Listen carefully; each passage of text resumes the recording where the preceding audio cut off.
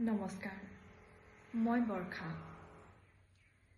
আজি কবিতা পাঠ কৰিবৰ বাবে আপোনালোকৰ মাজলৈ লৈ আহিছোঁ গায়ত্ৰী ফুকনৰ লজ্জা নামৰ কবিতাটি। আহকচোন অকণমান শব্দৰ বৰষুণত তিতো। ছ'চিয়েল মিডিয়াত ভাইৰেল হৈছে এখন বিবস্ত্ৰ নাৰীৰ ছবি।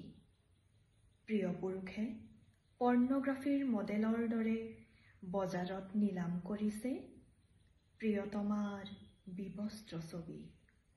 তাম্বৰণীয়া শৰীৰ, দুচকুত কামনা, স্ফীত বুকু, কামুক নাভিমণ্ডল, কামনাৰ লেলিহান শিখা হৈ উজলি উঠিছে এক নাৰী মূৰ্তি। খাজোৰাহোত খোদিত যেন এক নিৰ্লোভ ভাস্কৰ্য। খ খ পুৰুষক কামনাৰ ৰঙাৰঙে চেলেকি গৈছে।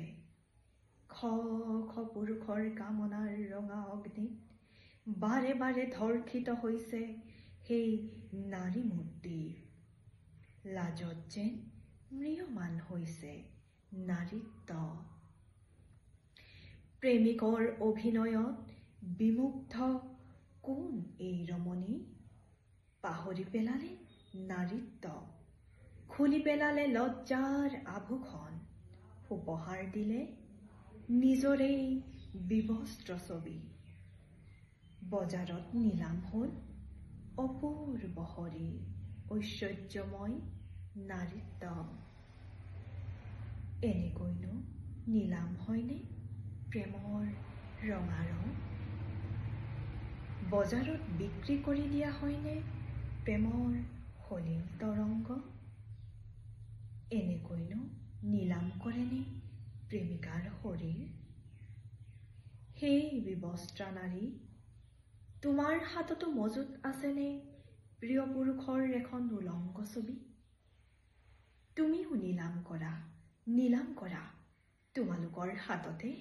লজ্জিত হওক আধুনিকতা, সভ্যতা, প্ৰেম। এখন নাঙঠ ফটোক উপহাৰ দিয়াৰ আগতে এখন নাঙঠ ফটোৰ উপহাৰ লোৱা, তেতিয়াহে হ'ব জমিব প্ৰেমৰ নিৰ্লজ্জ খেলখন।